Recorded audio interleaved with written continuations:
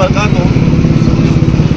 पिछले हफ्ते हम लोगों ने साहब के साथ मिलके हाईवे डिपार्टमेंट के सभी अधिकारियों के साथ एक मीटिंग की थी कि मालेगांव शहर के अंदर इतने हाईवे के ऊपर हादसा क्यों होते।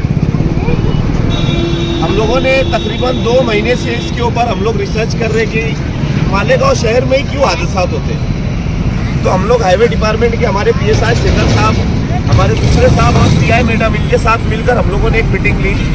ये मीटिंग के अंदर ये तय पाया कि यार ज़्यादातर जुमा के रोज़ जो हमारे मालेगांव शहर के कम उम्र नौजवान जिनके पास लाइसेंस भी नहीं होता है, उनकी गाड़ी के पेपर भी नहीं रहते, वो टिबल सीट हाईवे से गुजरते इधर से।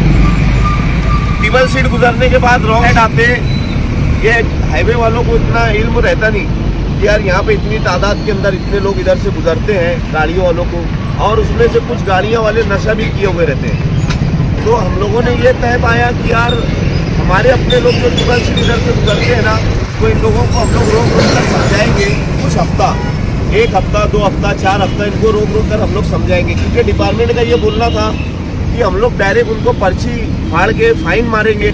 हम लोगों ने उनसे रिक्वेस्ट की, बोला कि साहब, मैडम भी उधर से आए थे, मैडम से भी कहा कि मैडम अगर आप लोग उनको फाइन मारेंगे तो वो देखकर हाईवे पे पलटा के गाड़ियाँ ले लेकर भाग जाएंगे, और भागेंगे तो उनका ही नुकसान होगा। भागने में हड़बड़ाहट के अंदर आदमी क्या करता है कि और जाकर किधर भी ठोक देता है। तो हम लोग बोले कि हमारे जो मालेगांव के सोशल वर्कर हैं, इन लोगों को हम बुलाएंगे और इन लोगों के हाथों से, साहब लोगों के हाथों से हम लोग पहले कुछ हफ्ता या कुछ महीना एक गुलाब का फूल उन लोगों को पेश करेंगे कि यार उन लोगों को लगे कि हम लोग जो कर रहे हैं ये कानून तोड़ने का काम कर रहे हैं। एक तो हमारे पास पहले तो लाइसेंस नहीं होता है, दूसरा हमारी गाड़ी के पेपर नहीं रहते, और तीसरा कि हम लोगों को चलाते, बहुत कम लोगों को ऐसे हाईवे पे गाड़ियाँ चलाते आती है। बहुत अच्छी बात बताई भाई ने।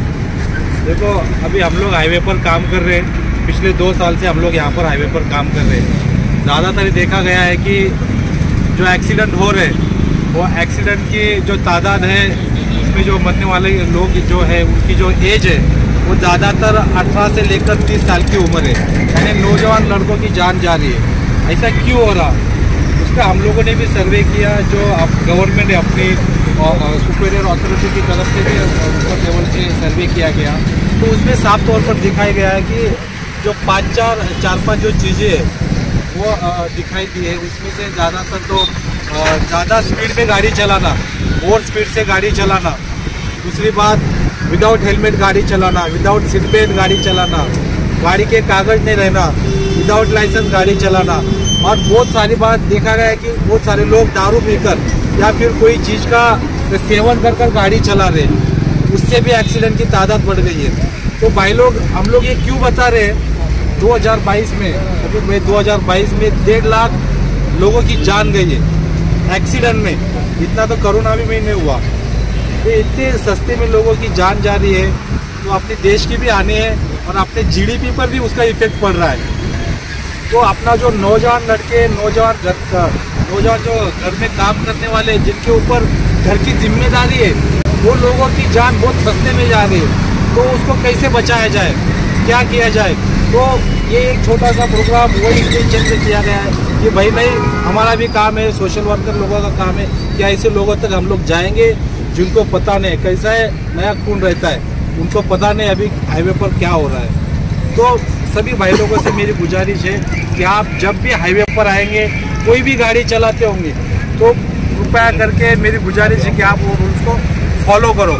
जैसे कि ट्रिपल सीट नहीं चलाना है तो नहीं चलाना है। देखिए, इससे क्या होगा, आपको लगता होगा कि नहीं कुछ नहीं होगा, लेकिन जब अगर खुदा न खास्ता कुछ इंसिडेंट हो गया, कुछ एक्सीडेंट हो गया, और उसमें अगर लिखा पढ़ी में आ गया कि इसने हेलमेट नहीं पहना था, ट्रिपल सीट था, इसकी गलती थी, तो आपको इंश्योरेंस क्लेम भी नहीं होगा। तो ये सब चीज़ें कायदे से भी देखें तो भी गलत है, और अपने खुद के तरीके से देखें अपनी जान कितनी जिम्मेदारी, अपने को अहमियत है जान की, बराबर है ना। अगर आप लोग सुरक्षित रहेंगे तो आपका परिवार खुश रहेंगे, सुरक्षित रहेंगे। तो परिवार के तरफ देखकर सब लोगों ने जिम्मेदारी उठाना बहुत ज़रूरी है कि मेरे परिवार को, मेरे को सुरक्षित करना है। कब, जब मैं सुरक्षित रहूँगा तब।